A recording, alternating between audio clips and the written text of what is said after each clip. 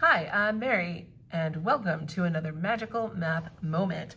This is a video designed for Algebra 1 students who need a quick refresher in the laws of exponents. So we're just going to go through some examples here and put a couple of these properties together to help us simplify expressions. When you are multiplying two terms that have the same base, so in this case x is the base, you just keep the base and add the exponents. So we'll have 2 plus 3 up here. So this will give us x to the 5th. As opposed to when you're raising a power to a power, you multiply. So we keep our base x and multiply the exponents 2 times 3, which gives us x to the 6th. As you can imagine, students often get these backwards, so please be cautious. When you are dividing two terms with the same base, you can keep the base and subtract the powers. So we can go ahead and write this as x to the 5 minus 2, which gives us x to the 3rd. If you need a visual representation of what's going on with these, sometimes that can be helpful when you're first learning them. So if we have x squared, that's x times x to the 3rd, x times x times x. I can see here that I have x to the 5th because there's 5 x's. Similarly, if I have x squared to the 3rd, that means I would have x squared times x squared times x squared. As we know from the previous property, we can add these exponents to get x to the 6th. And then finally, when we're dividing, if I've got x to the 5th on the top, that's 5 x's being multiplied, being divided by 2 x's being multiplied for x squared. See how these cancel? What are we left with?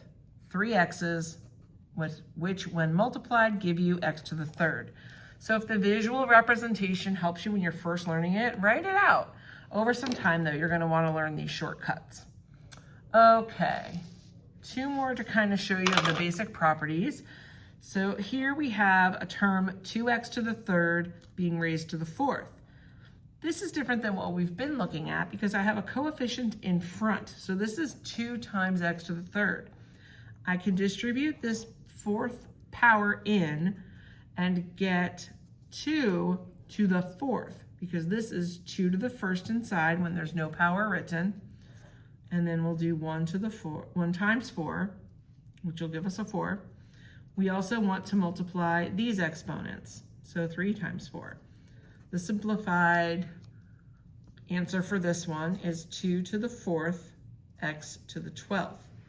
Now, if you're in a situation where you're being asked to evaluate your final answers, you want to go ahead and multiply this 2 to the 4th out, which is going to give you 16 x to the 12th.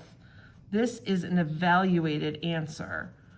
So they want you to kind of take it all the way. This is considered simplified by using the laws of exponents.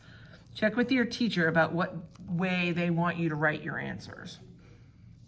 Another kind of similar property here is when you're dividing a couple of different things and you've got a power out here. So we're going to distribute into everything.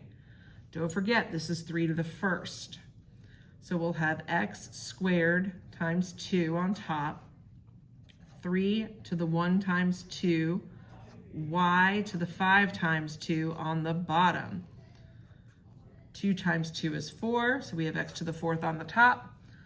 3 times to the 1 times 2 is 3 squared, and we have y to the 10th. Again, if you're doing simplified, you're done. If you have to evaluate, you can make that 3 squared a 9. Now, I know in my classes, if a student rewrites 3 squared as 9, even though it says simplify, I'm not going to ding points for that because to me they're equivalent and I'm okay with either. But again, always check with your teacher about what they want. Okay, let's amp this up a little bit here. Now we've got to deal with some negative exponents. So when you have something like x to the negative 2, that's the same thing as x to the negative 2 over 1. So what we're going to do with a negative exponent is wherever it is, in this case it's in the numerator or the top of the fraction, and we're going to bring it down. So this is going to be 1 times x to the positive 2. When you move the term, the exponent changes sign. And then this is like a 1 times this up there, so I'm just left with a 1. Now, of course, we can rewrite this as 1 over x squared. And you should try to get to the point where you do this in your head. You don't have to write this stuff out. But I think it's valuable the first time you see it to kind of see why this is true. All right, if I have 1 over x to the negative 3, can you figure out what's going to happen there? Hopefully you said it's going to move up. So this is going to come up. So we have 1 times x to the positive 3. This is like 1 times that x to the negative 3 down there. So I end up with x cubed over 1, which I know is just x cubed. Again, ideally, it would be great for you to get to the point where you're doing that in your head. If you need to write it out in the interim, write it out. I love this next problem because I've got a negative 2 out in front. This negative is just like a negative 1 times 2. This is a coefficient. The exponent for this term is, or I should say for the coefficient, is 1. The exponent here with this x is a negative 4. So this is negative 2 to the first. The exponent is positive, so it's going to stay. And I like to write this over 1 so we remember all numbers can be written as a fraction. X to the negative 4, that's a negative exponent. I need to move. So it's going to move down and turn positive. That's all I can do here, friends. Pretty neat, right? Look at this last monstrosity. This is crazy, right? So what I would recommend you do is go through and look at the power and then determine if you're going to move things or keep them. 2 to the negative 1. Negative 1, it needs to go. So we're going to move it down and it becomes 2 to the first. X to the negative 3, that's negative. It has to come down. So I'm going to go over here and leave a little space. Now remember, all of this stuff on top is being multiplied. All this stuff on the bottom is being multiplied. So as you do this, you can leave some spaces. You'll see why I'm doing that in a minute. Y squared, 2 is positive, it stays. Down on the bottom, this is 4 to the first, it stays. X to the 7, 7 is positive, it stays. Y to the negative 5, negative 5, negative, it has to move, it goes up. Y to the 5th. Once you've moved your terms, now you can go ahead and simplify things. Here we're going to keep the base y and add the powers. 2 plus 5 is 7. Down here, 2 times 4 is 8. Again, maybe you're writing 2 times 4, I would put 8. Here we have x to the 3rd times x to the 7th. So keep that base x and add those exponents. 3 plus 7 is 10.